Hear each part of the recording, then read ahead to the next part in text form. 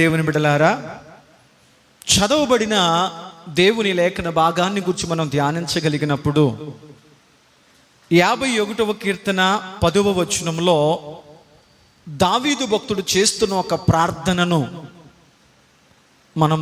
మనం గ్రహించగలుగుతాం. ఏమని రాయబడిందంటే, దేవా నా యందు శుద్ధ హృదయము కలగజేయము, నా అంతరంగములో స్థిరమైన మనస్సును నూతనముగా పుట్టించుము. ఈరోజు మనం వినబోతున్న దైవ వర్తమానం టాపిక్ ఏంటంటే ఆత్మీయతలో స్థిరత్వం. దేనిలో స్థిరత్వం? చెప్పాలి. ఆత్మీయతలో స్థిరత్వం. దావీదు భక్తుడు ప్రభుని అడిగినటువంటి మాట ఏంటంటే, ప్రభువా నా మనస్సు నిలకడగా లేదు, నా మనస్సు గలిబిలిని అనుభవిస్తూ ఉంది, నా మనస్సులో నా హృదయములో ఏదో తెలియని ఒక అలజడి నా హృదయాన్ని వెంటాడుతుంది. అందుకు నేను ఏమని ప్రార్థిస్తున్నానంటే, ప్రభువా స్థిరమైన మనస్సు నాకు కలగజేయవా అని భక్తుడు దేవునికి ప్రార్థన చేశాడు. అందువల్ల మనం వినబోతున్నటువంటి దైవ వర్తమానం యొక్క టాపిక్ ఏంటంటే ఆత్మీయతలో స్థిరత్వం. ఈనాడు చాలామంది వ్యక్తులు భక్తి జీవితంలో నిలకడలేని వారిగా ఉంటారు, ఆత్మీయ జీవితంలో స్థిరత్వము లేని వారిగా ఉంటారు. స్థిరత్వానికి అస్థిరత్వానికి మధ్య తేడా ఏంటి? అస్థిరమైనది అని అంటే అర్థం ఏంటంటే అది ఎప్పుడు ఒక చోట కుదురుగా ఉండదు. ఆ పక్కకు ఈ పక్కకు ఈ పక్కకు ఆ పక్కకు తిరుగుతూ ఉంటుంది. కొన్నిసార్లు పెద్దోళ్ళు అంటారు, ఒరే వీడికి అసలు కుదురు లేడురా మనిషి, వాడి కాలంలో కుమ్మర పురుగు ఉన్నట్లుంది, ఒక చోట కుదురుగా కూర్చోడు, ఒక చోట కుదురుగా ఉండడు, ఎక్కడి నుంచి అక్కడికంటాడు, అక్కడి నుంచి ఎక్కడికంటాడు. అయ్యా ఒక మనిషి ఒక చోట కుదురుగా ఉండలేకపోతున్నాడంటే అది మనిషిలోనే లేని స్థిరత్వమా, మనసులో లేదా స్థిరత్వం అని అడిగితే మనస్సు స్థిరముగా లేకపోవడం వల్ల, మనిషి తన మనస్సును స్థిరముగా నిలుపుకోలేకపోవడం వల్ల కొద్దిసేపు ఇది కావాలంటాడు, ఆ తర్వాత కొద్దిసేపు అది కావాలంటాడు, అక్కడికి వెళ్ళాలంటాడు, ఎక్కడికి కావాలంటాడు, ఈ ఉద్యోగం అంటాడు, ఆ వ్యాపారం అంటాడు, అందులో ఇందులో ప్రతి దాంట్లో పరిగెడుతూ దాన్ని వెంటాడుతూ ఓడిపోతూ కృంగిపోతూ ఉంటాడు. మనిషి జీవితంలో ఒక స్థిరమైన మనస్సును కలిగి ఉండలేకపోతున్నాడు. అలాగే భక్తి జీవితంలో కూడా చాలామంది ఆత్మీయ జీవితంలో స్థిరత్వం లేని వారిగా బ్రతుకుతారు. ఒక వారం మందిరానికి వచ్చి ఆ తల్లి ఎంత చక్కగా ప్రార్థన చేస్తుందో, ఎంత చక్కగా క్రమానికి వస్తుందో, ఎంత చక్కగా ఆరాధన చేస్తారో, ఎంత చక్కగా వాక్య ధ్యానములో సాక్ష్యమిచ్చుటలో ప్రతి దానిలో ఆత్మీయ జీవితాన్ని ఎంత చక్కగా నడిపించుకుంటారో కొద్ది కాలం. కానీ జీవితంలో అనుకోని చేదైన కొన్ని ఆటుపోట్లు, కొన్ని అలజడులు, ఆశించిన దానికంటే విరోధమైన కొన్ని కార్యాలు వారి జీవితంలో వారికి ప్రాప్తించినప్పుడు వెంటనే రకమైనటువంటి అలజడానికి, అస్థిరత్వానికి గురైపోతారు. ఈ అమ్మాయి మధ్య సరిగా రాలేకపోతున్నావేంటి, సరిగా పాటలు పాడడం లేదేంటి, సరిగా ధ్యానించలేకపోతున్నావేంటి, ఏకాగ్రతగా ఉండలేకపోతున్నావేంటి, ఒకప్పుడు నువ్వు స్థిరంగా ప్రభువులో నిలిచి ఉన్నట్లు ఇప్పుడు ఎందుకు స్థిరంగా ఉండలేకపోతున్నావు అంటే కొన్ని పరిస్థితుల ప్రభావము దేవునిలో ఏకాగ్రతగా లేకపోతే ధ్యానపూర్వకముగా తన స్థిరత్వాన్ని కలిగి ఉండనివ్వకుండా కొన్ని పరిస్థితులు మనిషిని అల్లాడింప చేస్తూ ఉంటాయి. బైబిల్ అంటుంది, వారు స్థిరముగా నిలుచు సియోను కొండవలే. దేవునికి స్తోత్రం. ఒక చెట్టు ఉందంటే దావీదు భక్తుడు ఇందాక మనం చదువుకున్న ధ్యాన వాక్యములో, అయ్యా నేనైతే నా దేవుని మందిరములో పచ్చని ఒలీవ చెట్టుగా ఉంటాను. ఎందుకు చెట్టుగా ఉంటా అన్నాడంటే, అయ్యా చెట్టు స్థిరత్వానికి చూచిన దాని వేరు లోతుల్లోకి వెళుతున్న కొలది ఆ చెట్టు బలపడుతుంది, ఆ చెట్టు ఒక దృఢమైన స్థితిని కలిగి అది స్థిరంగా ఉంటుంది, పట్టి ఉండగలుగుతుంది.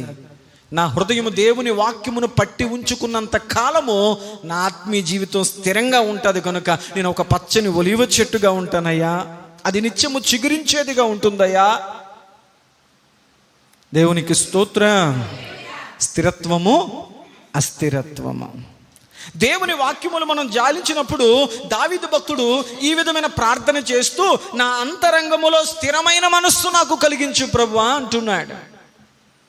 దావీదు గారికి దేవుడు పెట్టిన పేరేంటంటే అతడు నా హృదయానుసారుడు అన్నాడు దేవుడు. హృదయానుసారుడుగా ఉన్నటువంటి దావీదు భక్తుడు తన హృదయములో దేవునికి చేస్తున్న ప్రార్థన ఏంటంటే నాకు స్థిరమైన మనసు ప్రభువా అన్నాడు. దావీదు గారు, మీరు దేవుని హృదయానుసారుడు ఎప్పుడయ్యారు? ఈ ప్రార్థన చెయ్యకముందు నువ్వు దేవుని హృదయానుసారుడు అయ్యావా? ఈ ప్రార్థన చేసిన తర్వాత దేవుడి హృదయానుసారుడు అయ్యావా అని ఆలోచన చేస్తే నాకున్న ఆలోచన ఏంటంటే, దావీదు భక్తుడు భక్తి జీవితం కొద్ది కాలం ఎంతో చక్కగా, ఆత్మీయంగా, నమ్మకత్వంగానే కొనసాగింది. ఎప్పుడు అతని జీవితంలోకి, అతని మనసులోకి అలజడి వచ్చింది అంటే, అతడు గొర్రెల కాపరిగా తన మందను కాల్చున్న దినాల్లో అతని భక్తి జీవితం చాలా నిలకడగా ఉంది. ఒక స్థిరమైన బుద్ధి కలిగి, ఒక స్థిరమైన ఆలోచన కలిగి, వివేకము కలిగి దేవుని ఆరాధిస్తూ, స్తుతిస్తూ తన ఆత్మీయ ప్రయాణాన్ని దేవునిలో ఒక నిలకడైన రీతిలో దేవుడి దగ్గర నడిపించుకుంటూ వెళ్ళాడు. ఒకానొక సమయంలో అతడు రాజు అయిన తర్వాత అతని కుటుంబంలో కలిగినటువంటి కొన్ని పరిస్థితులు, తన భార్య అయినటువంటి మీకాలు దేవుని మందస్సు ముందు తన భర్తకున్నటువంటి దావీదు గారు ఒక సామాన్యుడిగా, సామాన్య వస్త్రములు ధరించి దేవుని మందస్సు ముందు దావీదు మహారాజు ఒక సామాన్యుడిగా నాట్యం ఆడుతూ ఉంటే ఉన్న ప్రజలందరికీ కూడా, అబ్బా మా మహారాజు ఎంత గొప్ప ఆరాధికుడయ్యా, తాను ఒక రాజును అన్న విషయాన్ని సైతం మరిచిపోయి దేవుని ఎంత చక్కగా తన్మయత్వముతో ఆత్మముషుడై ఆరాధిస్తున్నాడు. ఇలాంటి ఒక గొప్ప మహారాజు, ఆత్మీయుడు, ప్రార్థనాపరుడు మాకు రాజుగా ఉండడం, ఆయన పరిపాలనలో మేము బ్రతకడం ఎంత ధన్యత అని ప్రజలందరికీ రాజుగారిలో ఆత్మీయుడు కనపడితే, మేడ మిద్ది మించి చూసినటువంటి, మేడ పైన చూసినట్టు తన భార్య అయిన మేకాలుకు మాత్రము తన భర్త హీనుడుగా కనపడ్డాడంట. అవునులే, గొర్రెలు కాసుకొని వాడిని తీసుకొచ్చి కుర్చీ మీద కూర్చోబెడితే ఇలాగే ఉంటుంది, నన్ను చేసుకోబట్టే కదా రాజయ్యాడు అని ఆనాటి నుంచి తన భర్తను చిన్న చూపు చూడడం మొదలుపెట్టిందంట. తన స్థాయికి తగ్గట్లు, తన స్థామతకు తగ్గట్లు, తన అర్హతకు తగ్గట్లు, తాను కూర్చున్న కుర్చీకి తగ్గట్లు అతడు ప్రవర్తించడం లేదు. దేవుని ముందు అన్నీ మర్చిపోయి ఎంతగానో ఉన్నత స్థితిలో బ్రతకాల్సిన వాడు దేవుని దగ్గరికి వచ్చేసరికి ఒక చెప్పండి తగ్గించుకుంటూ బ్రతుకుతున్నాడు. అతని భర్తను చిన్న చూపు చూడడం మొదలెట్టింది. ఆనాటి నుంచి దావీదు గారి యొక్క దాంపత్య జీవితంలో, కుటుంబ జీవితంలో కొద్దిపాటి కలవరాలు, కలతలు, స్పర్ధలు, చిరాకులు, పరాకులు. అప్పటి వరకు ఒక నిలకడైన మనసుతో ప్రభుని ఆరాధించి, ప్రభుని ప్రార్థిస్తూ ఒక చక్కని నిలకడైన ఆత్మీయ జీవితాన్ని కొనసాగిస్తున్న దావీదు గారి జీవితంలో ఎప్పుడైతే కొద్దిపాటి అలజడి కుటుంబంలో చెలరేగిందో, అతడు కొద్ది కొద్దిగా దేవుని సహవాసానికి, ప్రార్థనకు కొంత దూరమయ్యాడు. తత్ఫలితంగా వసంతకాలం రోజున రాజులందరూ యుద్ధము చేయడానికి వెళ్ళాల్సిన సందర్భంలో రాజుగారు మనసు బాగోపోతే ప్రార్థించుకోవలసి, ఆ మనస్సును ప్రార్థన ద్వారా దృఢపరుచుకొని, మనసు బాగోకపోతే ప్రార్థన ద్వారా ఆ మనస్సునకు సేద తీర్చుకోవాల్సిన దావీదు గారు ప్రార్థించవలసిన సమయంలో, ఇదిగో నా సైన్యం యుద్ధానికి వెళ్ళింది, వారి క్షేమం కొరకన్నా నేను ప్రార్థన చేయాలి. ఒకవేళ వెళ్ళలేకపోతే, ఒకవేళ నా మనస్సు కుదురుగా లేదు, నా మనస్సు అలజడిగా ఉంది, నా భార్యను బట్టో, నా చుట్టూ జరుగుతున్న వారిని బట్టో, సమాజంలో, సంఘములో నాకు గౌరవం ఉంది, హోదా ఉంది, స్థాయి ఉంది, అందరూ నన్ను గొప్ప వ్యక్తిగా నన్ను భావిస్తున్నాడు, కానీ నా సొంత ఇంటిలో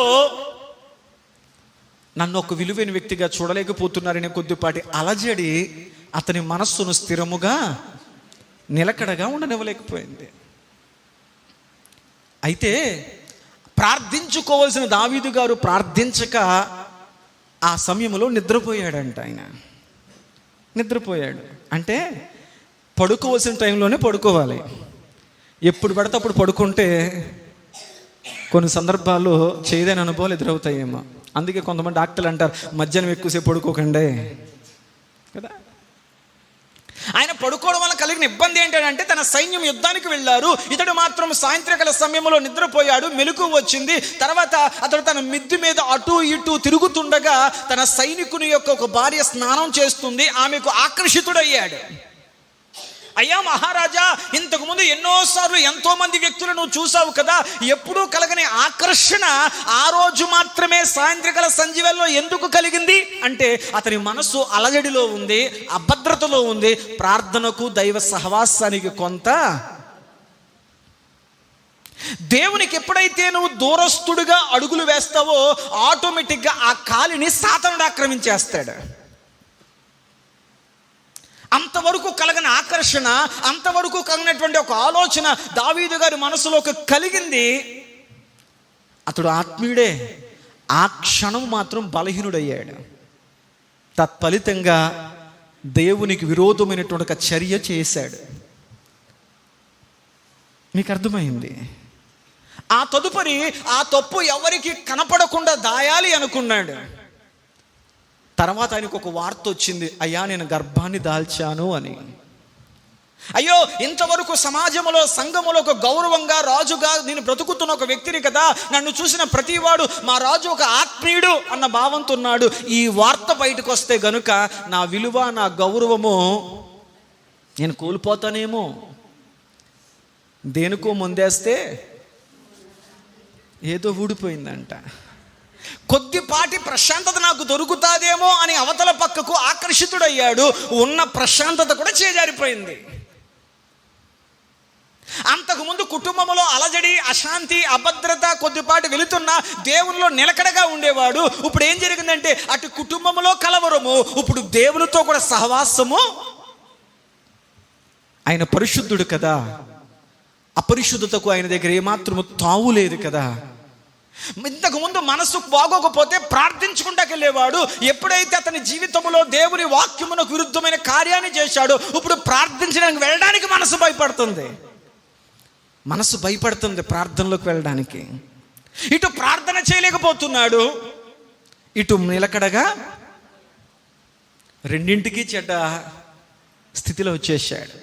ఈ లోపు వార్త అందింది. అతని మనసు రకరకాల ఆలోచనలతో ఉండగా అతను అనుకున్నాడు, ఏదోటి అయితే అయిందిలే అని చెప్పి తాను చేసిన తప్పును తన భర్త మీదకి పెట్టాలి అన్న ఉద్దేశంతో యుద్ధము చేస్తున్నటువంటి ఆ స్త్రీ యొక్క భర్తను సైనికుడిని పిలిపించాడు.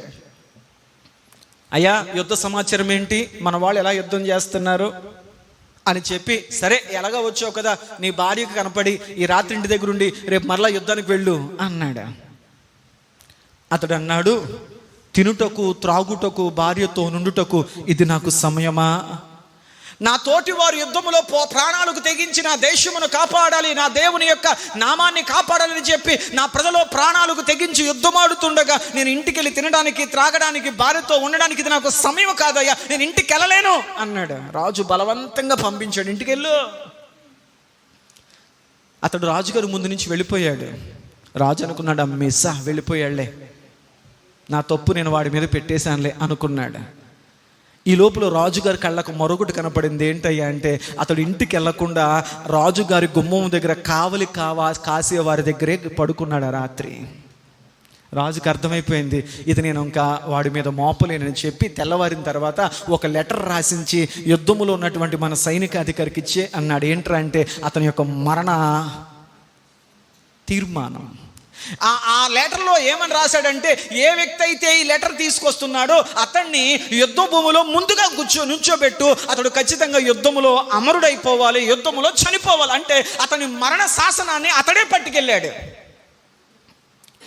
ఎంత గొప్ప నీతి గలవాడు ఆ సైనికుడు అంటే దాన్ని తెరిచి చూడలేకపోయాడు. తెరిచి చూడాలి అనుకోలేదు, అంతగా నమ్మాడు. అతని నమ్మకము ఇతను నమ్మక ద్రోహిగా నిలబెట్టింది.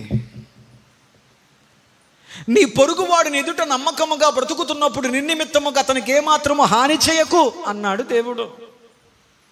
నీ ఎదుట ఒక వ్యక్తి భద్రత కలిగి బ్రతుకుతున్నప్పుడు, నేను నమ్ముతున్నప్పుడు, ఇదిగో వీళ్ళ దగ్గర నాకు భద్రత ఉంది, వీళ్ళ దగ్గర నాకు క్షేమం ఉంది, వీళ్ళ నమ్మకమైన వ్యక్తులు, వీళ్ళ వల్ల నాకు ఏ హాని జరగదు, వీళ్ళు నాకు ఏ కీడు తలపెట్టరు అని చెప్పి నీ పొరుగువాడు నీ దగ్గర నిర్భయముగా బ్రతుకుతున్న దినమున నిర్నిమిత్తముగా వాడి నమ్మకాన్ని వమ్ము చేసే రీతిలో వాడికి నువ్వేమాత్రం హాని చెయ్యొద్దు అని దేవుడు చెబితే,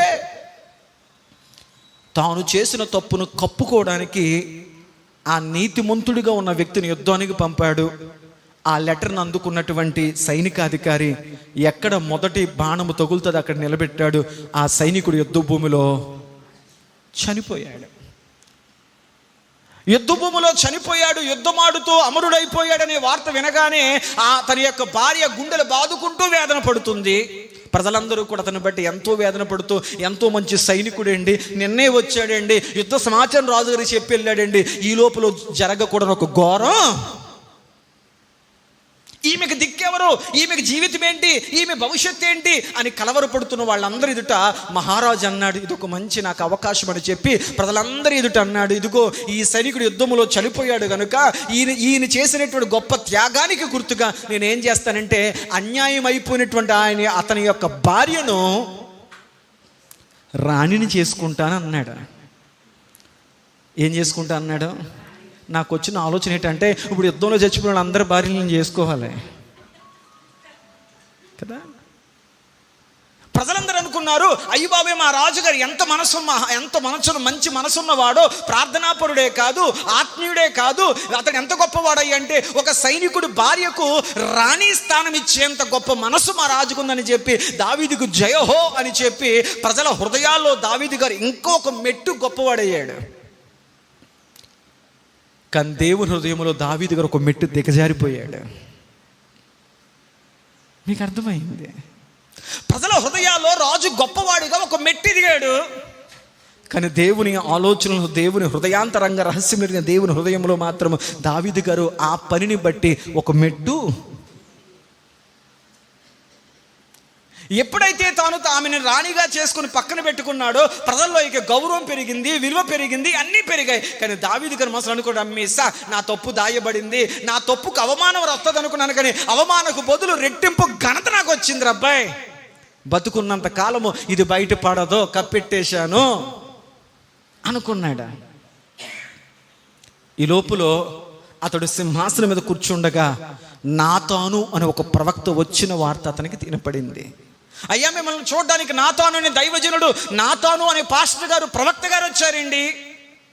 నాతాను ప్రవక్త వచ్చాడండి, దైవజనుడు వచ్చాడంటే ఊరికినే రాడు, ఊసిపోక రాడు. అమ్మా ఏం ఊసిపోక వచ్చానమ్మా, కొద్దిసేపు మీ ఇంట్లో గడుపుతాకు వచ్చానమ్మా, రాడు దైవజనుడు. దైవజనుడు ఒక చోటుకి వెళ్ళాలి అంటే దేవుడు పంపితేనే, దేవుడు ఏదన్నా వార్తా వ్యక్తికి పంపించు నువ్వు వెళ్ళు అని దేవుడు ప్రేరేపిస్తే తప్ప ఒక దైవజనుడు ఒక చోటుకు వెళ్ళడు. అది వాక్యానుసరమైనటువంటి నడిపింపు. నాతాను ప్రవక్త వచ్చాడంటే దేవుడు పంపించుంటాడు, ఏదో ఒక వార్త నా కొరకు అందే ఉంటుంది అని చెప్పి సంతోషముగా అతని రాక కొరకు ఎదురు చూస్తున్నాడు. నాతాను ప్రవక్త సింహాసనం ముందు కూర్చున్నటువంటి దావీదు రాజు ముందుకు వచ్చాడు. అయ్యా దైవజనుడా, నువ్వు వచ్చావా, మన వాళ్ళు యుద్ధంలో విజయం సాధించారంట, అంతా చాలా గొప్పగా ఉంది, ఇంకేం వార్త తీసుకొచ్చావు అని నవ్వుతూ సంతోషంగా మాట్లాడుతున్నాడు దావీదు. మహారాజు ఈయనకి ఎందుతుంది, ఎక్కడో ఉంటాడు ఈయన అని అనుకున్నాడు. ఈ లోపల నాతాను ప్రవక్తను ఎందుకు వచ్చానో చెప్తాను, కానీ ఒక కథ నీకు చెప్తాను రాజా అన్నాడు. ఉపోద్ఘాతమే. ఒకానొక ఊరిలో ఒక ధనవంతుడు ఉన్నాడు. ఆ ధనవంతునికి 100 గొర్రెలు ఉన్నాయి. ఆ ధనవంతునికి 100 గొర్రెలు ఉన్నాయి. అతని పక్కన ఒక పేదవాడు ఉన్నాడు. అతనికి ఒకే ఒక గొర్రె ఉంది. ఆ ఒక్క గొర్రెనే ఎంతో ప్రేమగా కాచి పోషించుకుంటున్నాడు. ఒకానొక దినాన ఈ 100 గొర్రెలు ఉన్నటువంటి ధనవంతుడి ఇంటికి అతిథి వచ్చాడు. అతిథికి మంచి మాంసాహారాన్ని పెట్టాలనుకున్నాడు ధనవంతుడు. అప్పుడు అతడు అనిపించింది, నా 100 గొర్రెల్లో ఒక గొర్రెను తీసేస్తే నా గొర్రెలు 100 సంపూర్ణమవో 99 అయిపోతాయి. కాబట్టి ఆ పక్కన ఉన్నటువంటి వాడి యొక్క ఒక్క గొర్రెను కూడా తీసుకురండిరా అని చెప్పి అతడు 100 గొర్రెలను అతడు ఏమాత్రము కూడా ముట్టుకోకుండా అతనికి నమ్మకంగా, పొరుగువాడిగా, యథార్థంగా బ్రతుకుతున్నటువంటి అతని పేదవాడైనటువంటి పొరుగువాడి యొక్క గొర్రెను తీసి దాన్ని తనకొచ్చిన అతిథికి భోజనంగా సిద్ధపరిచాడు అన్నాడు నాతాను ప్రవక్త. మీకు అర్థమైందా? అతడు మాట్లాడుతుండగానే రాజుగారి కరికాల్లోంచి వచ్చేసింది. మనిషి నైజం ఏంటంటే తాను చేస్తే అసలు ఏమనిపించదు, పక్కోడు చేస్తే మాత్రం నీతి, న్యాయము, యథార్థత, పౌరుషము, రోషము అన్నీ వచ్చేతే బయటికి. ఈ మాటలు ఎప్పుడైతే విన్నాడో నాతాను ప్రవక్త చెబుతున్న మాటలు ఇంకా పూర్తి కాకుండానే వెంటనే మహారాజు అన్నాడు, ఆ ద్రోహిని పట్టుకుని వాడిని చంపేయండి. అలాంటి అసలు నా రాజ్యంలో ఉంటాకే కుదరదు. అసలే నా రాజ్యం మామూలు రాజ్యం కాదు, పర్ఫెక్ట్. ఈ మధ్యనే కొత్తగా నాకు ప్రజల్లో విలువ పెరిగింది కాబట్టి ఇలాంటి పని నేను చేస్తే ఇంకా నా విలువ పెరుగుతుంది కాబట్టి ఆ ద్రోహిని పట్టుకుని చంపేయండి అన్నాడు మహారాజు. సభ్యులు అబ్బా ఎంత గొప్ప రాజురా అనుకున్నారు. ఈ లోపల నాతాను ప్రవక్త అన్నాడు, మహారాజా ఆ ద్రోహి నువ్వే అన్నాడు. సభికులందరూ చూస్తుండగా, ప్రజలందరూ చూస్తుండగా, రాజసింహాసనం మీద రాజుగారు కూర్చుని ఉండగా అందరి ఎదుట దైవజనుడు వేలెత్తి చూపించి, ఆ ద్రోహివి నీవే అన్నాడు. ఈ రోజులో ఆత్మీయ దౌర్భాగ్యం ఏంటంటే, కొంచెం కానుకెక్కిచ్చేవాడికి ధైర్యంగా వాక్యం చెప్పలేము. ఖచ్చితంగా అన్ని ద్వారాలు మూయబడతాయి. రాజకీయ నాయకుడిని, అయ్యా నువ్వు చేసే తప్పయ్యా, అలా చేయకూడదయ్యా అని చెప్పలేము. నీకు అర్థమైంది అనుకుంటున్నాను, ఇంక వివరించను. మనం గొప్పోళ్ళు అవ్వాలంటే, వాళ్ళ దగ్గర నుంచి మనకు రావాల్సినవి చక్కగా ముట్టాలంటే, ప్రభువా ఆయన ఎలా బతికినా పర్లేదు నాయన, ఈసారి కూడా అన్నీ అన్నీ అన్నీ అనాలి. అలాగే బ్రతుకుతుంది లోకం. దేవుడు చెప్పమన్నది చెప్పే రోజులు కావివి. తీరా ఎప్పుడైతే నాతాను ప్రవక్త ఆ ద్రోహివి నీవే అని చెప్పి అక్కడి నుంచి వెళ్ళిపోయాడో, దావీదు గారి అన్నీ పోయాయి. ఏంటి? దావీదు గారి ఫీజు పోయింది. ప్రజలందరి తన స్థితి తనకు. అప్పటి వరకు కప్పుకున్నవాడు ఎప్పుడైతే దైవజనుడి నోటంట ఆ ద్రోహివి నీవే, అలా చేసిన వాడివి నీవే, నీ సైనికుడి విషయంలో చేసింది తప్పు అని దావీదు గారికి అర్థమయ్యిందో, అప్పటిదాకా కప్పుకుంటున్నటువంటి తప్పును ఒప్పుకోవడం మొదలు పెట్టాడు. ఎందుకు ఒప్పుకున్నాడంటే, దేవునికి దైవజనుడికి తెలిసింది. ప్రజలకు తెలియకపోయినా పర్వాలేదండి, ప్రజలు ఏదైతే అదే మాట్లాడతారు, ప్రజల్లో కాదు, నాకు ముందు నా దేవుడు ఆ దేవుడు దైవజనుడి ద్వారా నాతో మాట్లాడాడంటే ఖచ్చితంగా ఇది దేవుని దాకా వెళ్ళిపోయింది ఈ విషయం, కాబట్టి నేను ఇక దీన్ని దాయలేను అని చెప్పి అప్పటిదాకా కప్పుకున్న దాన్ని దైవజనుడి ద్వారా బయటపడు ద్వారా ఒప్పుకోవడం మొదలెట్టాడు. మన జీవితాల్లో కూడా వారమంతా మంచో చెడు జరుగుతూ వెళ్ళిపోతుంది. దేవుని పాదాల దగ్గరికి వచ్చేటప్పుడు దేవుడు తన దాసుని ద్వారా వాక్య రూపముగా నీతో మాట్లాడుతూ నీ పొరపాటు నీకు చెప్పే ప్రయత్నం దేవుడు చేస్తాడు. నువ్వు నిజంగా ఆత్మీయుడు అయితే దావీదు గారి వలె వెంటనే దాన్ని గ్రహిస్తావు. ఇది నా కోసమే దేవుని దాకా ఈ వార్త వెళ్ళింది. దేవుడు నా తప్పును పైకెత్తి నాకు చూపిస్తూ, నా పొరపాటిది, నా తప్పిదిమిది, నా తప్పటడుగులివి అని దేవుడు నాకు దైవజనుడి ద్వారా నాకు తెలియపరుస్తున్నాడంటే దేవుడు నాతోనే మాట్లాడుతున్నాడు. దేవుడు నాతో మాట్లాడుతున్నాడు అనే ఉద్దేశం ఏంటంటే, నన్ను దిద్దుకోమంటాకే నాతో మాట్లాడుతున్నాడు. అది ఆత్మీయుడి యొక్క లక్షణం.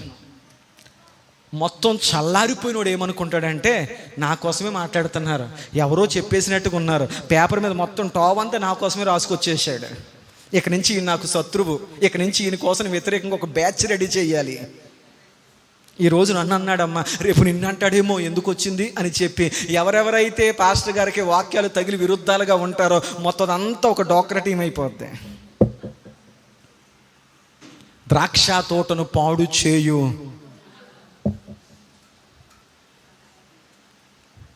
అలా అనకండి పాస్టర్ గారు, మాకు బాధ వచ్చేస్తే.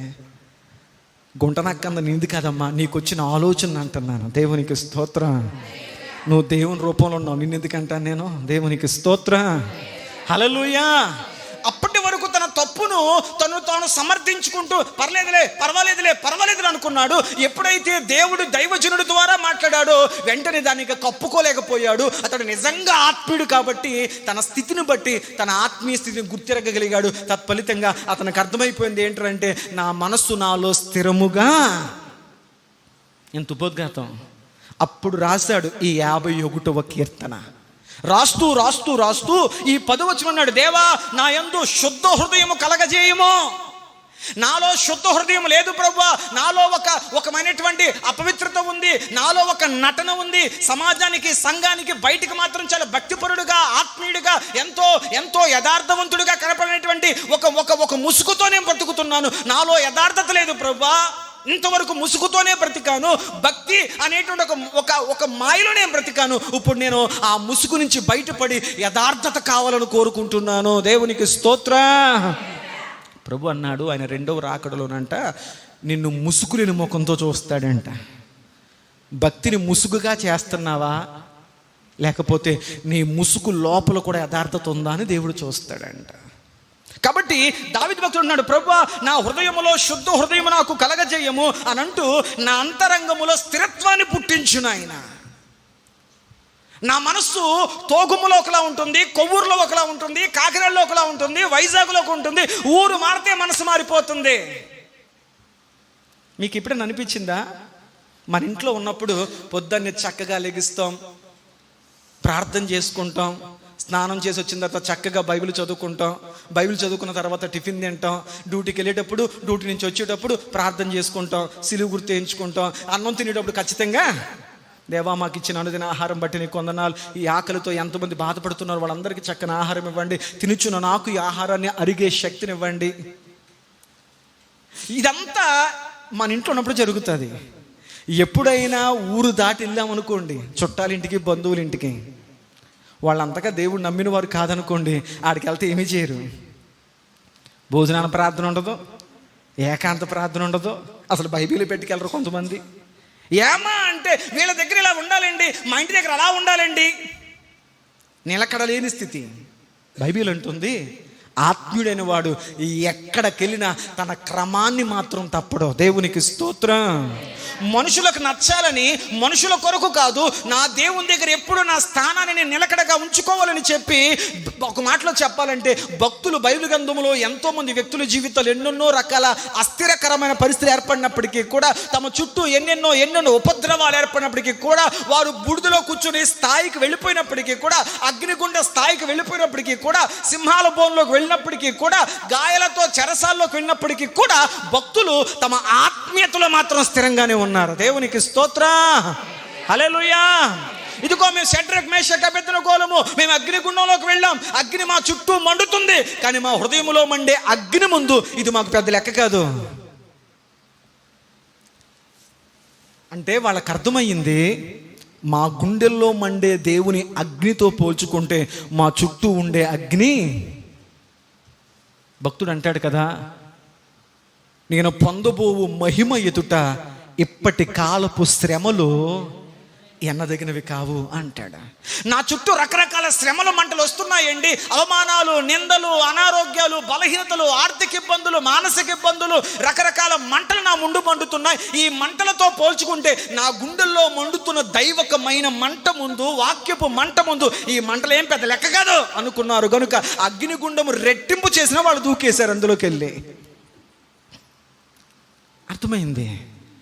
ఎలా దూకేశారయ్యా, అంత తెగింపు ఎలాగొచ్చేసిందయ్యా అని అడిగితే ఏం లేదండి, మా మనస్సు దేవునిలో స్థిరంగా ఉంది.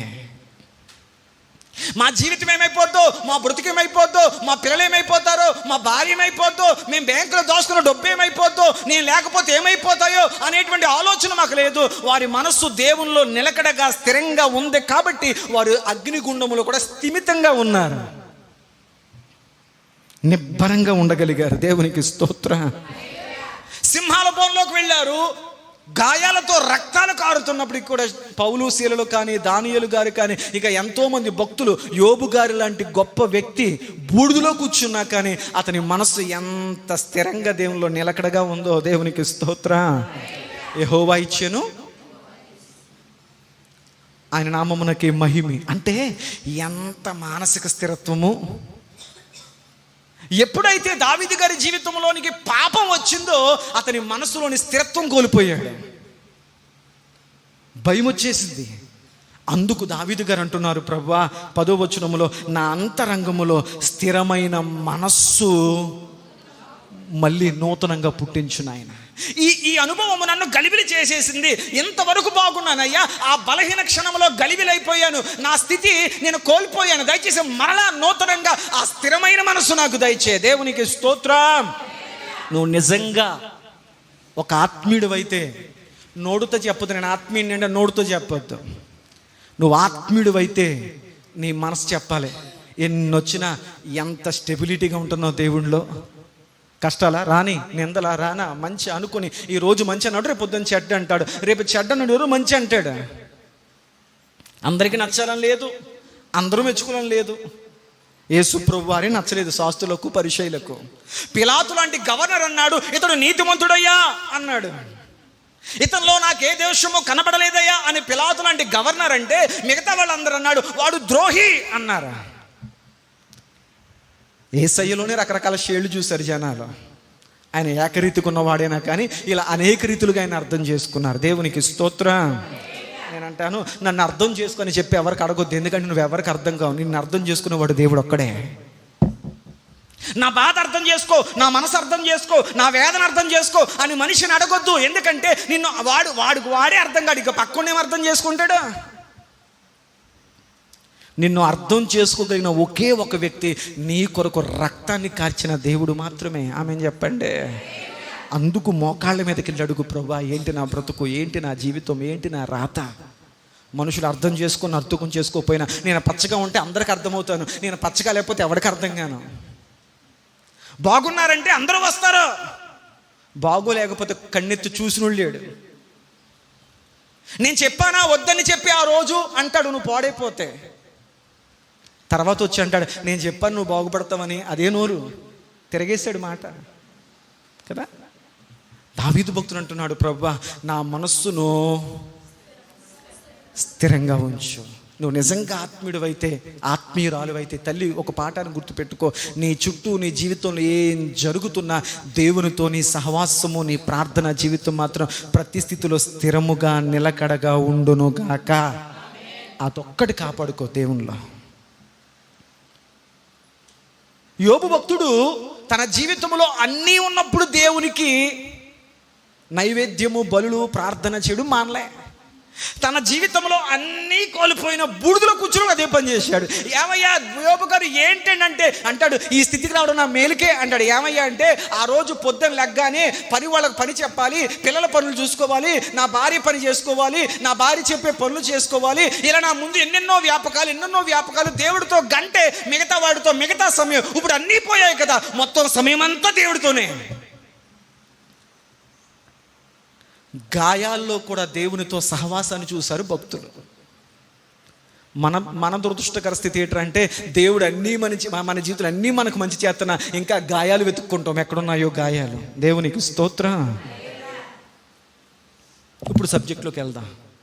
నాలో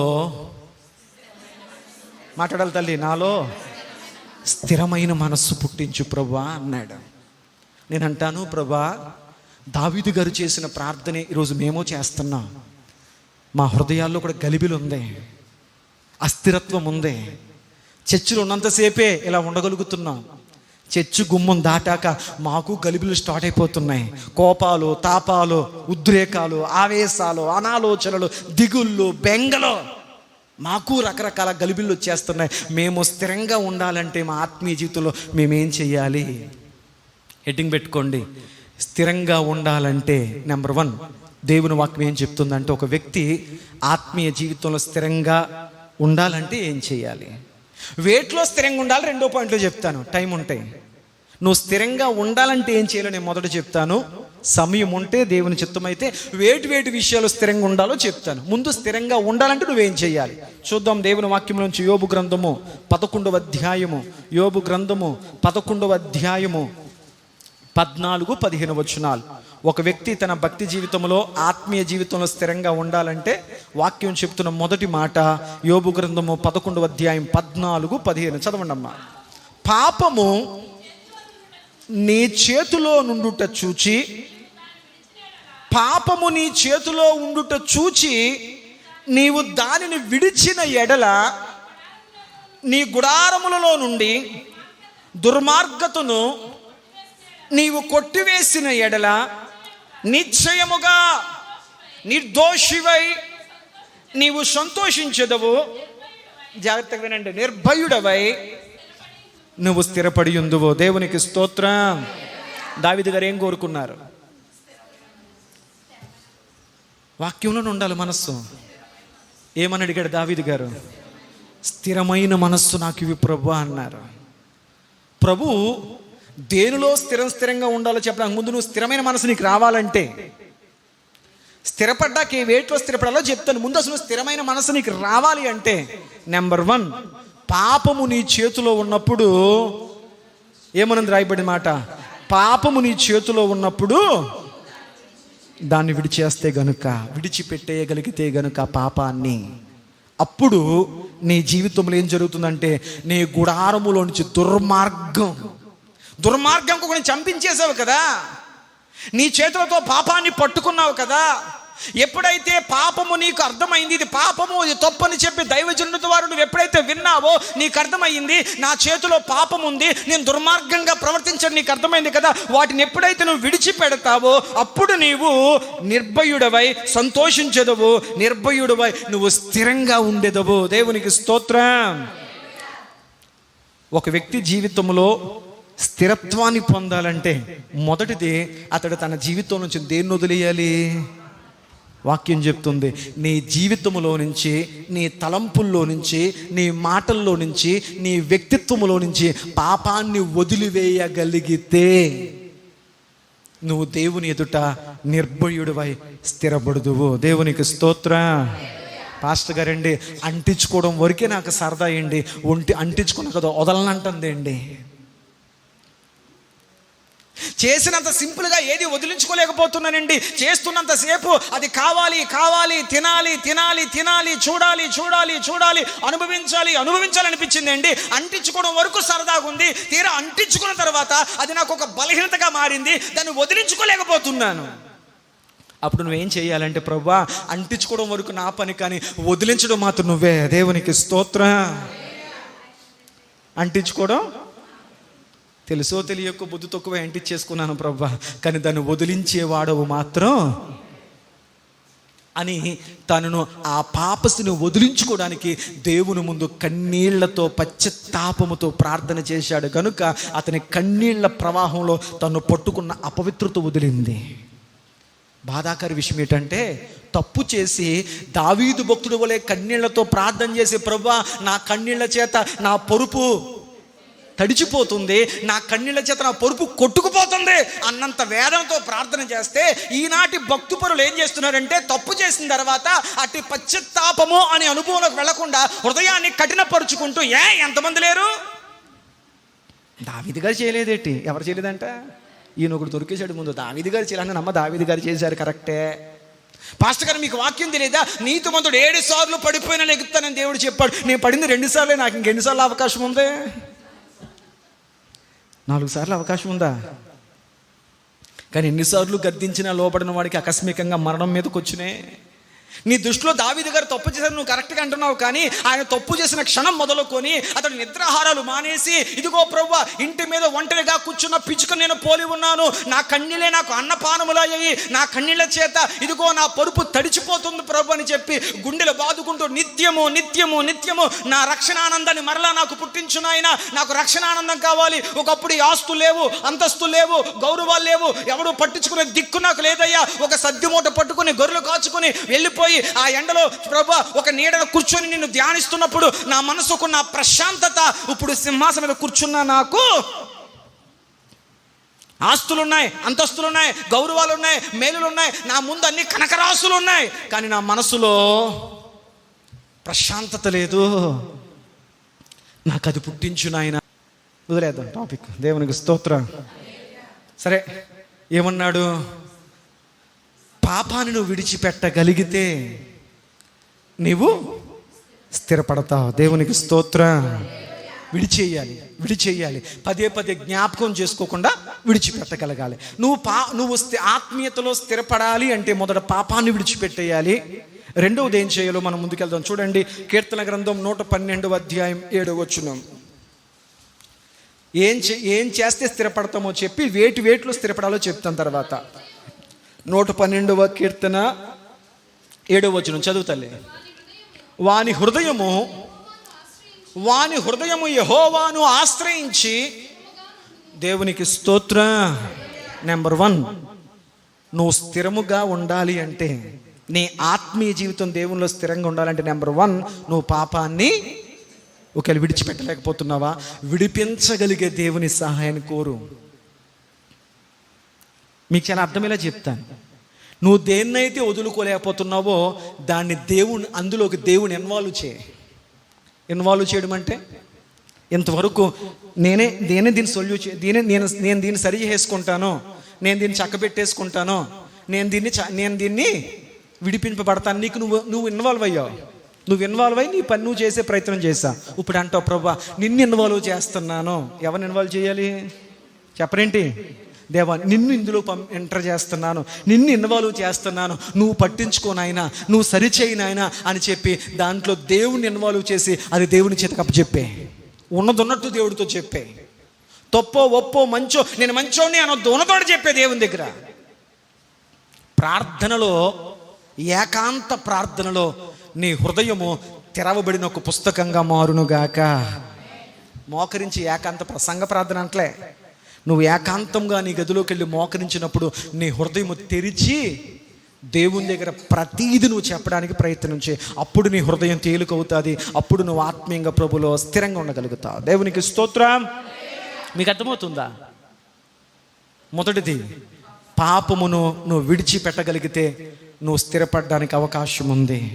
రెండవది, యెహోవాను దేవుని మీద నువ్వు ఆధారపడితే, దేవుని మీద నువ్వు ఆనుకుంటే, దేవా ఈ స్థితి నుంచి నన్ను విడిపించగలవాడు నీవే అని చెప్పి నువ్వు పరిపూర్ణముగా యెహోవాను ఆశ్రయించిన ఎడల నువ్వు స్థిరపడి ఉందువు. దేవునికి స్తోత్రం.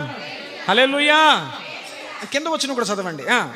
వాడు దుర్వార్తకు జడియడు, వాని మనస్సు, దేవునికి స్తోత్రం, అది స్థిరంగా నీ మనసు ఉంటుంది. నెంబర్ 1, పాపాన్ని విడిచిపెట్టేస్తే, అది విడిచిపెట్టడం నీ వల్ల కాకపోతే అందులోకి నువ్వు ఎవరిని ఇన్వాల్వ్ చేయాలి? దేవుని ఇన్వాల్వ్ చేయడం అనే మాటకు అర్థం ఏంటంటే దేవుని మీద నువ్వు ఆధారపడితే అప్పుడు నీ మనస్సు దేనికి జడియదు, నువ్వు స్థిరంగా ఉండగలుగుతావు. మూడో మాటను కూడా చెప్పి తర్వాత పాయింట్లకు వెళ్ళే ప్రయత్నం చేద్దాం. 1 కొరింథీయులకు రాసిన పత్రిక 15వ అధ్యాయం 58వ వచనం. 1 కొరింథీయులకు రాసిన పత్రిక 15వ అధ్యాయం 58వ వచనంలో మరొక చక్కని మాట ఉంటుంది. కాగా నా ప్రియ సహోదరులారా, మీ ప్రయాసం, ఏ ప్రయాసము? దేవునిలో స్థిరంగా ఉండాలి, దేవునిలో నిలకడగా ఉండాలి అని నువ్వు ప్రయాసపడుతున్నావు కదా. ఎప్పుడైతే దేవుని మీద నువ్వు ఆధారపడుతూ, దేవుని మీద ఆనుకుంటూ, ప్రార్థన ద్వారా, వాక్య ధ్యానం ద్వారా, ప్రభువా మరలా నూతనమైన ఆనందం నాలో పుట్టించునాయన, ఆ స్థిర మనస్సు నాకు దయచేయనాయన అని చెప్పి ఉపవాసాలతో, కన్నీళ్లతో, మోకాళ్లతో, విజ్ఞాపనలతో, యాచనలతో దేవుని ఎదుట నువ్వు గడుపుతున్నావు కదా. ఈ ఉపవాస ప్రార్థనల యొక్క శ్రమ, ఈ ఉపవాస ప్రార్థనల యొక్క ప్రయాస, దేవునికి స్తోత్రం. దేనికోసం ప్రయాస? కుటుంబాన్ని పోషించుకోవడానికి పడే ప్రయాస వేరు. ఎంత ప్రయాసపడి పోషిస్తున్నా మిమ్మల్ని. కానీ నా ప్రియ సహోదరులారా, మీరు దేవునిలో నిలబడడానికి చేస్తున్నారు చూసారా ప్రయాస, దేవునికి స్తోత్రం. ఎవరిలో నిలబడడానికి ప్రయాస అంట? తెలుసో తెలియదో, మంచో తప్పో పడిపోయాను, ప్రార్థనలో పడిపోయాను, విశ్వాసంలో పడిపోయాను, భక్తి జీవితంలో పడిపోయాను. అది ఎవరో చెప్పవసరం లేదు, నాకు అర్థమైపోయింది వాక్యం వింటుండగా. కాబట్టి పడిపోయిన నేను ప్రభు మీద ఆనుకొని మరలా నిలబడడానికి ప్రయత్నము. అందుకే దేవుడు తన బిడ్డలను మరలా నిలబెట్టడానికి ఇదిగో ఉపవాస దినం ఏర్పాటు చేయుడి, వ్రత దినము చేయుడి అని చెప్పి వారు పడిపోయిన స్థితి నుంచి మరలా ప్రభువులో నిలబడడానికి స్థిరంగా వారు ఉపవాసాలు ఉన్నారు, విజ్ఞాపనలు చేశారు, యాచనలు చేశారు. విరిగి నలిగిన హృదయాలతో తమ తల మీద బూడిద పోసుకొని దేవుని ఎదుట గోజాడుతూ బతిమలాడుతూ సమయాన్ని గడిపారు. ఈ ప్రయాస, ఏ ప్రయాస? దేవునిలో మరలా నిలబడాలి అని నువ్వు చేసేటువంటి ఈ భక్తిపూర్వకమైన ప్రయాస. పడిపోవడం గొప్ప కాదు, పడిపోయిన స్థితి నుంచి నువ్వు లేవడానికి చేసే ప్రయాస దేవుడు. ఇక్కడ ఒక మాట చెప్తాను. ఒక యజమానంట, నాన్న వింటున్నారా? ఒక యజమానంట ఒక పందిని, ఒక గొర్రెను పెంచుకుంటున్నాడంట. దేన్ని? పందిని, గొర్రెను పెంచుకు. మా తాతగారు చెప్పేవారు ఈ కథ. అతడు ప్రతిరోజు రెండింటికి స్నానాలు చేయించి చక్కగా వాటికి సుగంధ ద్రవ్యాలు రాసి ఈవినింగ్ తీసుకెళ్తుండేవాడంట. ఈవినింగ్ వాకింగ్కి. ఈ వెళ్ళే రోడ్డు పక్కన ఒక బురద గుంట, ఒక రొచ్చు గుంట ఉండేదంట. ఈ గొర్రె అసలు దాని వైపు చూసేది కాదంట. ఈ యజమాని దారి వైపు చూసేవాడు, నడిపించేవాడు కదా, దారి వైపు చూస్తూ వెళ్ళేవాడు. ఈ గొర్రె యజమాని వెంబడే వెళ్తుండేది, ఈ పంది మాత్రం దిక్కులు చూసుకునేదంట, దిక్కులు చూసుకుంటూ ఉండేదంట. ఆ దిక్కులు చూసే పంది కళ్ళకి రొచ్చుగోయి కనపడిందంట. ఎప్పుడైతే రొచ్చుగోయి కనపడిందో దాన్ని చూసిన తర్వాత అది వెళ్తుంది, కానీ చూపు మాత్రం రొచ్చుగోయి మీదే. రేపు చూస్తానా, ఎల్లుండ చూస్తానా, అవతలుండి ఒకసారి చూస్తాం తప్పు కాదు, దాన్నే చూడాలనుకుంటూ చూసావా? మా ప్రిన్సిపల్ని అడిగాను, చూడడం తప్ప? ఇలాంటి ప్రశ్నలు నీకెందుకు వస్తాయిరా బాబు? చూడడం తప్పు కాదు. వెళ్ళి ఒకసారి దారంటే వెళ్ళావు, చూసావు, తప్పులేదు. అబ్బా ప్రభు నీ కొందనాలు, ఎంత చక్కని అందమో, గొడవలేదు. 2 అడుగులేసి మళ్ళీ చూస్తా చూసావా? 3 అడుగులేసి మళ్ళీ చూస్తా చూసావా? 4 అడుగులేసి మళ్ళీ చూస్తా చూసావా? ఇంటికి వెళ్ళాక మళ్ళీ మళ్ళీ మళ్ళీ గుర్తు చేసుకుంటా చూసావా? రేపు మళ్ళీ అదే టైంకి ఆడికి వస్తా చూసావా? అర్థమైందా? ఆలోచన రావడం తప్పు కాదు, ఆలోచన పదే పదే తలుచుకోవడం తప్పు. ఆలోచన రావడం తప్పు కాదు, మంచం మీద పడుకొని దుప్పడు కప్పుకొని ఆలోచనను పొడిగించుకోవడం తప్పు. హల్లెలూయా! మీకు అర్థమవుతుంది? అర్థం కాలేదా? ఊహల్లో బ్రతకడం తప్పు. మీకు అర్థమైంది? ఈ పందికి దాని మీదే ధ్యాస అంట. మళ్ళీ వస్తానా, రేపు చూస్తానా అని, దాంట్లో దూకాలని, దాంట్లో పడాలని, ఆ బురదను తనకు రాసుకోవాలని, తన ఒంటి మీద ఉన్నటువంటి సుగంధ ద్రవ్యముల కంటే ఆ బురద మీద తనకు ఆశ.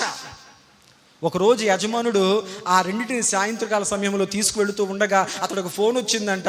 అతడు ఏదో కొంచెం ఆదరపాటుగా ఉండి ఫోను మాట్లాడుతుండు, ఆ రెండింటిని విడిచిపెట్టాడంట. ఈ పంది అనుకుందంట, నేను మాత్రమే పడిపోతే నా యజమాని నన్ను మాత్రమే కొడతాడో అని చెప్పి ముందు ఈ పంది ఈ గొర్రెని గెంటేసిందంట. దేంట్లోకి? బురదలోకి. అది పొరపాటున అనుకోకుండా పడిపోయింది. ఆ తర్వాత ఈ పంది ఆస్వాదిస్తూ దూకిందంట. కొన్ని సందర్భాలు మనం తెలియక పడిపోతాం. దావీదు అన్నాడు, ప్రభువా జారిపోకుండా నా పాదములను యవనస్తులు తప్పక తొట్టిల్లుతురు. పొరపాటున జారి పడిపోయింది గొర్రె. పడిపోయిన కాడి నుంచి పైకి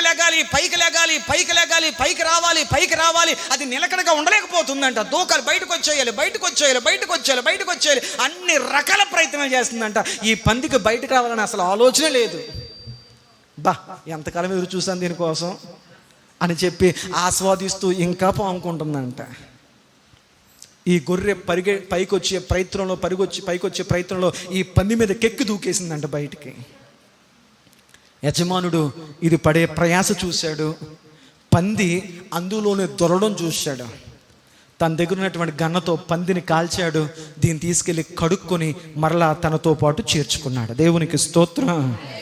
దేవుడికి తప్పు చేసి తప్పులో దొర్లే వాళ్ళంటే అసహ్యం. ఆ తప్పును దిద్దుకోవడానికి ప్రయాసపడేవాడంటే దేవుడికి ఇష్టం. ఎందుకంటే దావీదు అందుకు హృదయానుసారుడు అయ్యాడు. తప్పు తెలిసిన వెంటనే దాన్ని అందులో దొరడానికి ఇష్టపడలేదు.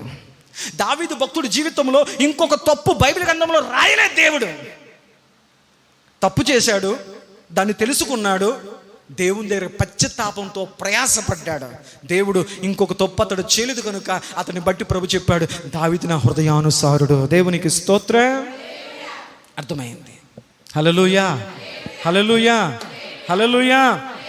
కాబట్టి నువ్వు క్రీస్తునందు మీ ప్రయాస వ్యర్థము కాదని ఎరిగి స్థిరులను కదలని వారును దేవుని కార్యాల విషయంలో ఎప్పటికీ ఆసక్తిగా ఉండండి. ఇంతకుముందు కూరగాయలు కొనికి రండి అంటే ఆసక్తిగా వచ్చేవారు. ఇంతకుముందు మందిరాన్ని కడగడానికి రండి అంటే నేను కడుగుతాం అని వచ్చేవారు.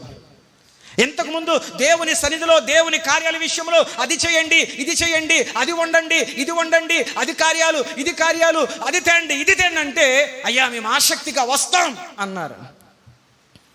కానీ కొన్ని సందర్భాల్లో కొంతమంది జీవితాల్లో ఆసక్తిని కోల్పోతున్నారు. ఏం కడుగుతాకి వెళ్తాంలే, ఎవరికి కడుగుతారులే, ఏం చేస్తాను, ఇంకొకరు ఎవరైనా చేస్తారులే. కానీ బైబిల్ అంటుంది మీ ప్రయాస క్రీస్తునందు వ్యర్థము కాదని ఎరిగి దేవుని కార్యాల విషయంలో ఎన్నటికీ స్థిరులుగా కదలని వారి కదలంగా స్థిరంగా మీ పని మీరు చేయండి. కదలని వారిగా మీరు ప్రభులో ఉండండి. అన్నింటికంటే ముఖ్యం దేవుని పనుల పట్ల ఆసక్తి కలిగి బ్రతకండి. ఆమెను చెప్పండి. దేవుని పట్ల ఆసక్తిలోనే ఉంది. ఆ శక్తి నీ జీవితంలో దేవుని శక్తి పని చేయాలంటే నీకు దేవుడి పట్ల ఆసక్తి ఉండాలి. ఆమెను చెప్పండి. దేవుని శక్తి నీ జీవితం అద్భుతం చేయాలంటే దేవుని పట్ల, దేవుని కార్యాల పట్ల, దేవుని పరిచర్య పట్ల, దేవుని ప్రార్థించడం పట్ల, దేవుని వాక్యం పట్ల నువ్వు ఎప్పుడైతే ఆ శక్తిని కనపరుస్తావో ఆ శక్తి నీ జీవితంలో పనిచేయడం మొదలెడతాది. ఆమెను చెప్పండి. ఉసూరుమంటూ చచ్చికొచ్చావు అనుకో, దేవుడు అంటాడు చురుకుగా ఉండుట గొప్ప ఆశీర్వాదకరం. నువ్వు ఎలాగొచ్చావు చర్చికి? కొంతమంది నడుస్తుంటే అసలు రోడ్డు కరగదు. థ్రెడ్ మీద నడిచినట్టు ఉంటుంది. థ్రెడ్ మీద నడితే మనిషి ఎక్కడ ఉంటాడు, రోడ్డే వెళ్ళిపోతూ ఉంటుంది. ఆసక్తితో పరిగెట్టాలి ప్రభు సన్నిధికి. దేవునికి స్తోత్రం. మొదట 3 విషయాలు తెలుసుకున్నాం. నువ్వు స్థిరంగా ఉండాలంటే ఏం చేయాలి? నెంబర్ 1, పాపాన్ని విడిచిపెట్టాలి. నెంబర్ 2, దేవుని మీద ఆధారపడాలి. నెంబర్ 3, దేవుని పట్ల ప్రయాసపడి దేవుడి పని చేయండి. దేవుడి పని ప్రయాసపడుతూ చేయండి. దేవుడు నీ భుజం మీద ఏ భారాన్ని అయితే పెట్టాడో అది గొప్ప ధన్యతగా భావిస్తూ, నేను చప్పట్లు కొట్టాలి, నేను పాటలు పాడాలి, నేను మందిరానికి ముందుకెళ్ళాలి, నేను తలుపులు తీయాలి, మందిరాన్ని శుద్ధీకరించాలి, ఆ దేవుడు నా భుజం మీద పెట్టిన పరిచర్య ఏదైతే ఉందో ఆ పరిచర్యను, భారమును నేను చేయాలి. అది నేను చేయలేకపోతే, ఆసక్తిగా నేను చేయలేకపోతే, విసుగుతూ గొడుగుతూ తిట్టుకుంటూ నేను చేస్తే నా భుజం మీద ఉన్నది ఇంకొక భుజం మీదకి వెళ్ళిపోద్ది. భుజం మారిపోద్ది, చేయి మారిపోద్ది, చేతిలో సారం పోద్ది. కాబట్టి సంగమా మరొకసారి చెప్తున్నాను, ఆసక్తులయుండు. అలా ఉండగలిగితే నువ్వు భక్తులు స్థిరంగా అన్ని రీతులుగా నువ్వు వర్ధిల్లుదువుగాక. మొదటిది హెడ్డింగ్ దేనికి? స్థిరంగా ఉండాలంటే ఏం చేయాలి? 10 నిమిషాలు మనకు టైం ఉంది. త్వరగా మిగతా పాయింట్లు చెప్పేసే ప్రయత్నం చేస్తాను. నువ్వు వేటిలో స్థిరంగా ఉండాలి? ఆత్మీయ జీవితంలో వేటి విషయాల్లో నువ్వు స్థిరంగా ఉండాలి. దేవునికి స్తోత్రం. నిజంగా దేవుడు ఈరోజు మీతో చెప్పాలని ఆశపడ్డారు. అందుకే ఈరోజు మనం చదివిన కీర్తన, ఈరోజు నేను సిద్ధపరచుకున్న వాక్యం ఒకటే. దేవునికి స్తోత్రం. 2, ఒక దేవుని బిడ్డ ఆత్మీయుడు వేటి విషయంలో స్థిరంగా ఉండాలని ప్రభు కోరుకుంటున్నారు. మొదట చూద్దాం. చూడండి, ఫిలిప్పీయులకు రాసిన పత్రిక 4వ అధ్యాయం 1వ వచనం. అపోస్తలుడైనటువంటి పౌలు ఫిలిప్పీయులకు రాసిన పత్రిక 4వ అధ్యాయం 1వ వచనంలో ఈ విధముగా రాయబడింది. వేటిలో మనం స్థిరంగా ఉండాలి. చదవండి అమ్మా. కావున నేను ఆపేక్షించు నా ప్రియ సహోదరులారా, అమ్మా, నా ఆనందమును నా కిరీటమునయ్యున్న నా ప్రియులారా. అబ్బా, పౌలు గారు సంఘాన్ని గురించి ఎంత గొప్పగా మాట్లాడుతున్నాడో. నా ఆనందం నా సంఘమేనండి. చర్చికి అందరూ చక్కగా టయానికి కొత్త దైవజనుడికి ఆనందం. సంఘమే దైవజనుడికి కిరీటం. దేవునికి స్తోత్రం. హల్లెలూయా. నా ఆనందమును నా కిరీటమునయ్యున నా సహోదరులారా, అమ్మా, ప్రభువునందు స్థిరులయుండుడి. దేవునికి స్తోత్రం. నెంబర్ 1, నువ్వు దేవునిలో ఆత్మీయంగా స్థిరంగా ఉండాలంటే నువ్వు చేసినటువంటి మొదటి మాట దేవుని వాక్యంలో రాయబడింది. ఫిలిప్పీయులకు రాసిన పత్రిక 4వ అధ్యాయం 1వ వచనం ప్రకారము నువ్వు దేవునిలో స్థిరంగా ఉండాలి. లోకంలో కాదు. ఎవరిలో స్థిరంగా ఉండాలి? ఎవరిలో స్థిరంగా ఉండాలి? నెంబర్ 1, దేవునిలో మీరు స్థిరముగా ఉండుడి. దేవునిలో స్థిరంగా ఉండమంటే ఏంటి పాస్టర్ గారు? నీ భక్తి జీవితంలో స్థిరంగా ఉండు. నువ్వు అనుదినము దేవునితో గడిపేటువంటి సహవాస విషయంలో నువ్వు స్థిరంగా ఉండు. మీకు ఒక మాట చెప్తాను, అన్ని వివరించుకుని వెళ్తే టైం సరిపోదు. జస్ట్ ఒక్క మాట చెప్తాను. దానియేలు గారికి ఒక వార్త వినపడింది. కొన్ని దినాల పాటు రాజుగారికి తప్ప ఇక ఎవరికి ప్రార్థించుట కానీ నమస్కరించుట కానీ చేయకూడదు. ఇంకొక వార్త వినపడింది, అలా చేస్తే సింహాల బోన్లో వేస్తారు. 2 వార్తలు వినపడ్డాయి. ఒకటి, రాజుగారు తప్ప ఇక ఏ దేవుడికి నమస్కరించకూడదు, ప్రార్థన చేయకూడదు. చేస్తే ఏమవుతుంది? షడ్రక్ మేషక్ అబేద్నెగోలు కూడా 2 వార్తలు వినపడ్డాయి. నెంబర్ 1, రాజుగారు ఒక ప్రతిమ నిలబెట్టాడంట, దానికి మనము మోకరించి సాష్టాంగ నమస్కారం చేయాలంట. మొదటి మాట. రెండవది ఏంటో తెలుసా? అలా చేయకపోతే అగ్నిగుండంలో ఉందంట. మీకు అర్థమైందా? భక్తుల ముందు 2 వార్తలు వినపడ్డాయి, కానీ వాళ్ళు తీసుకుంది 2వ వార్త కాదు, 3వ నిర్ణయం. మా దేవుడు మమ్మల్ని రక్షించకపోయినా పర్వాలేదు రాజా, ఇందును గూర్చిన చింత మాకు, చచ్చిపోతామేమనే చింత మాకు లేదు. మా దేవుడు అగ్నిని తప్పించగల సామర్థ్యం గలవాడు, ఆయన తప్పించకపోయినా మేము ఆ పని చెయ్యం. దేవునికి స్తోత్రం. హల్లెలూయా, హల్లెలూయా, హల్లెలూయా. దానియేలుకి శాసనం విడుదల చేయబడిందని తెలిసిండు కూడా అనుదినము అతడు యెరూషలేము తట్టు తన యొక్క ఇంటి కిటికీ తలుపులు తెరిచి యెరూషలేము తట్టు చేతుల పైకి నిత్యం అతడు ప్రార్థించేవాడు. అంటే అతడు ప్రార్థనలో దేవునిలో స్థిరంగా ఉన్నాడు. ఆమెన్ చెప్పండి. నీ చుట్టూ ఏం జరుగుతున్నా నువ్వు దేంట్లో స్థిరంగా ఉండాలి? దేవునిలో. చుట్టాలు వచ్చారండి, ఈరోజు ప్రార్థన చేయను అంటావు. అమ్మా, రోజంతా మీతో మాట్లాడతాను, ఒక 10 నిమిషాలను వదిలేయండి. ఏమని అడగాలి? మిగతా టైం అంతా మనం కూర్చొని మాట్లాడుకుందాం. ఇది నా ప్రార్థనా సమయం, ఒక్క పావు గంట నేను ప్రార్థనలోకి వెళ్ళి వచ్చేస్తాను. అప్పుడు వాళ్ళు అంటారు, అమ్మ నేను వస్తా నీతో కలిపి మన ఇద్దరం కలిసి ప్రార్థన చేసుకుందాం, మన ఇద్దరం కలిసి బైబిల్ చదువుకుందాం. అబ్బా ఎంత మంచి ఆత్మీయులు. హల్లెలూయా. అలాంటి చుట్టాలు మీ అందరూ దొరుకుగాక, మీరు చుట్టాలకి ఇంకొకరి ఇంటికి వెళ్దురుగాక. ప్రభువులో మీరు స్థిరంగా ఉండాలి. నెంబర్ 2 చూడండి, 1 పేతురు రాసిన పత్రిక 5వ అధ్యాయం 9వ వచనం. జస్ట్ అలా జ్ఞాపకం చేసి వెళ్ళిపోతాను. 1 పేతురు రాసిన పత్రిక 5వ అధ్యాయం 9వ వచనంలో మనం వేటి విషయం, మొదట్లో దేవునిలో స్థిరంగా ఉండాలని తెలుసుకున్నాం. మళ్ళీ ఆత్మీయతలో మనం స్థిరంగా ఉండాలంటే రెండవ అనుభవం ఏంటంటే, లోకమందున్న మీ సహోదరుల యందు ఈ విధమైన శ్రమలే నెరవేరుచున్నవని ఎరిగి జాగ్రత్తగా రండి. విశ్వాసమందు చాలు తల్లి, విశ్వాసమందు స్థిరులై ఉండండి. నువ్వు ఆత్మీయంలో స్థిరంగా ఉండాలంటే నెంబర్ 1 నువ్వు దేవునిలో స్థిరంగా ఉండాలి. నెంబర్ 2 దేవుని పట్ల విశ్వాస విషయంలో నువ్వు స్థిరంగా ఉండాలి. నీ చుట్టూ ఏదైనా కొంచెం అటు ఇటు జరుగుతుంటే నీ నమ్మకం పోకూడదు. నువ్వు అనుకున్న కార్యాలు నీ కళ్ళ ముందు జరగనంత మాత్రాన నీ విశ్వాసము సడలిపోకూడదు. ప్రభు చెప్పాడు, నమ్ముట నీ వలనైతే ఆ నమ్మేవాడికి సమస్తము సాధ్యమే. ప్రభువా బలమైన ఎర్ర సముద్రం ప్రభువా అసలు దాటి వెళ్ళడం ఇంపాసిబుల్, అసలు అయ్యే పని కాదు. మోషే నమ్ముతున్నావా? నమ్ముతున్నాను ప్రభువా. అయితే ప్రజలతో చెప్పు, ఊరకుండుడి. ఉన్నవి లేనట్లుగా, లేని ఉన్నట్లుగా చేయగలవాడు దేవుడు. నువ్వు నమ్మడం కోసం కాదు, నీ నమ్మకం ఏంటంటే ఎలా చేస్తాడు దేవుడు, ఏ ప్లేన్ వేస్తాడో, ఎక్కడ పిల్లర్స్ వేస్తాడో, ఎలా రోడ్డు వేస్తాడో నీకు అనవసరం. నువ్వు నమ్ము, దేవుడు చేస్తాడో అంతే. ఆ నమ్మకం మీదే దేవుడు అద్భుతాలు చేయునుగాక. రెండవది, నీ ఆత్మీయ జీవితంలో మొదటగా దేవుని మీద నువ్వు స్థిరపడి ఉండాలి. రెండవది, విశ్వాసమందును మీరు స్థిరులై ఉండుడి. మూడవది చూద్దాం, 2 పేతురు రాసిన పత్రిక 1వ అధ్యాయం 12వ వచనం. కాబట్టి మీరు ఈ సంగతులను తెలుసుకొని మీరు అంగీకరించిన సత్యమందు నెంబర్ 1 మూడవ విషయం ఏంటంటే, మీరు సత్యమందు స్థిరపరచబడి ఉండాలి. దేవునికి స్తోత్రం. ఏది సత్యం? కీర్తన గ్రంథంలో కీర్తనకారుడు అన్నాడు కదా, నీ వాక్యమే సత్యం, నీ వాక్య సారాంశమే సత్యం. హల్లెలూయా. దేవునిలో స్థిరపడి ఉండండి అంటే దైవ కార్యాల పట్ల స్థిరత్వం కలిగి ఉండండి. ఈ ఆదివారం వచ్చిన తర్వాత రేపు ఆదివారం తల్లి ఖచ్చితంగా వస్తుందా అని చెప్పి దైవుడిని చెప్పాలి. అమ్మ 600 అయినా ఆటోలు దొరక్కపోయినా నడిసొచ్చేస్తారండి. అత్తే రావచ్చులే అండి. దైవజనుడికే లేదు నీ మీద నమ్మకం అనుకుంటే ఎలా స్థిరపడినట్టు ప్రభులో కాదు. ఒక్కసారి 600 అయినా నేను దేవుల్లో వచ్చేస్తాను. పూర్వకాలపు భక్తులంట 50 కిలోమీటర్లు 30 కిలోమీటర్లు దేవుని కొరకు నడుచుకుంటూ వెళ్ళేవారంట.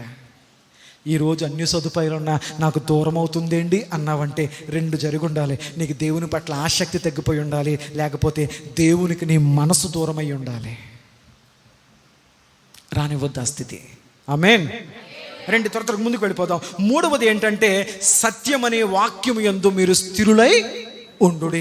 4వది చూద్దాం. చూడండి, 1 దశలోనికి రాసిన పత్రిక 3వ అధ్యాయం 13. ఇంకొకటి చెప్పి ముగిస్తాను. 1 దశలోనికి రాసిన పత్రిక 3వ అధ్యాయం 13వ వచనం. అమ్మా, మన తండ్రి అయిన దేవుని ఎదుట మీ హృదయములను పరిశుద్ధత విషయమై దేవునికి స్తోత్రం చెప్పండి. 4వది 1 దశలోనికి రాసిన పత్రిక 3వ అధ్యాయం 13వ వచనం ప్రకారము పరిశుద్ధత విషయంలో మీరు స్థిరత్వము కలిగి బ్రతకండి. దేవునికి స్తోత్రం. అనింద్యము అంటే నింద లేకుండా బ్రతకడం, నిందారహితులుగా బ్రతకడం. దట్ మీన్స్ పవిత్రత కలిగి జీవించడం. ఎవరు మన మీద నింద వేయకూడదు. లోకం ఎప్పుడు వేస్తూనే ఉంటుంది. భక్తుల మీద మరీ నా నానాం పేరట జనులు మిమ్ములు నిందించి హింసించి మీ మీద అబద్ధముగా చెడ్డ మాటలు పలకడం, అది లోకం నైజం. మరి నువ్వేం చేయాలి? అయ్య బాబోయ్ అని కుంగిపోవద్దు, కలవరపడొద్దు, ఎవరేమంటారు అన్నయ్య. కానీ గుర్తుపెట్టుకో, మీరు సంతోషించి ఆనందించుడి, పరలోకమందు నీ ఫలం అధికమగును. ఎందుకో తెలుసా? దేవుడు నీ మీద నిందేయలేదు కాబట్టి. నీ మనస్సాక్షి నీ మీద నిందలేదు కాబట్టి నువ్వు ధైర్యంగా ఉండు. ఆమె చెప్పండి. లోకమంతా నిందేసినా పర్లేదు, నీ దేవుడు ఏమంటున్నాడో, నీ మనస్సాక్షి ఏమంటుందో అనే దాని మీద మాత్రమే నీ భక్తి ఆధారపడి ఉండాలి. ఆమేన్. లోకమంతా ఒకవైపు, దేవుడు ఒక్కడే నీ వైపు. దేవునికి స్తోత్రం. పరిశుద్ధత విషయంలో మీరు స్థిరులై ఉండాలి. చివరి మాట, 5వ మాట, ముగింపు మాట చూద్దాం. హెబ్రీలకు రాసిన పత్రిక 3వ అధ్యాయం 6వ వచనం. అపోస్తలుడైనటువంటి పౌలు హెబ్రీలకు రాసిన పత్రిక 3వ అధ్యాయం 6వ వచనం. అందరూ తీయండి తల్లి. అయితే క్రీస్తు కుమారుడై ఉండి ఆయన ఇంటి మీద నమ్మకముగా ఉన్నాడు. జాగ్రత్తగా వినండి.